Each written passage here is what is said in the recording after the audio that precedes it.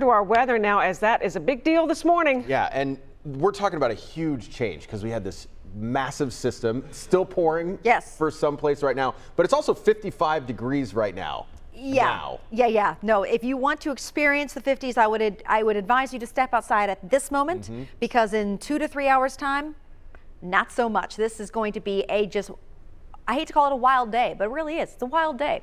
56 right now in the city, but starting to cool in Versailles at 49, 51 in Brookville, and the temperature will end up settling for most of the day around 40, and that is just a few hours away for us. What's left of the rain here in the city, I would call this more or less a lighter rain. There are a couple of spots that are a little bit heavier out near Delhi, also just here north of downtown, another up toward Reading, but those will just last a few minutes before they pass by. The only real soaking showers that are left at this moment are down in Mason County over Maysville out to Brooksville, Ripley. This is still moving northeast, but that's really the last of this morning's heavy rainfall. So flash flooding concerns on top of what we are seeing right now. I do not anticipate any more flash flooding reports to all of a sudden start rising because water is rapidly coming down. It's not the case anymore, but there's no doubt about it. We had some very heavy rain. These are radar estimates out near the state line. They're just north of Harrison in a pocket of almost 5 inches of rain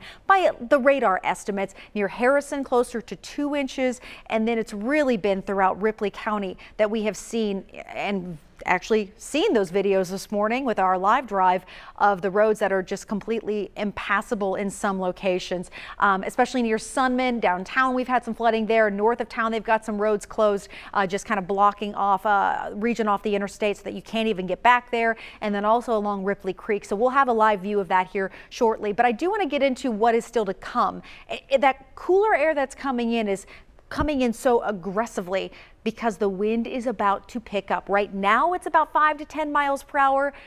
But again, about 2 to 3 hours, the wind will be howling from the northwest, and it's as it pushes this system out. So as we go into the 7 o'clock time frame, the majority of our heavy rain absolutely out of the city. Any rain that's left here downtown at this point, I would consider it a lighter precipitation. Even at 8 o'clock, we're still seeing some light rain off to the east, but by 10, everybody's done the afternoon. We'll even get a little sun trying to come out for a bit, but it will not. And I repeat, it will not be comfortable outside because that temperature will be in the upper 30s, if not the mid 30s, with a northwest wind at 15 to 30 miles per hour. Tonight will drop to 21. Yeah. Pretty cold out there, and tomorrow back to only 34 degrees. The other thing though happening tomorrow is we've got moisture coming out from the west, and it is possible that we could see some light snow. The models have been showing it for late Tuesday night into the overnight hours of Wednesday morning.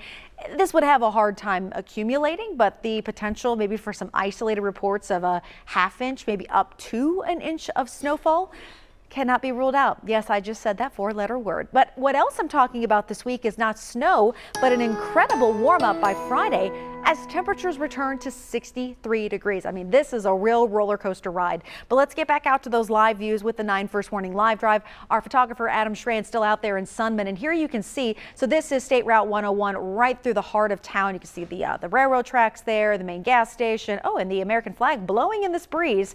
So it does look like the main road is passable, but he's approaching the part where, now you can see it, where the water is still standing there over the road right there near Dollar General. Not as bad though as earlier. That is actually a vast improvement, Sina, from what we saw about 30 to 45 minutes ago. It is, and also seeing signs of progress with this crash that I've been watching on 75.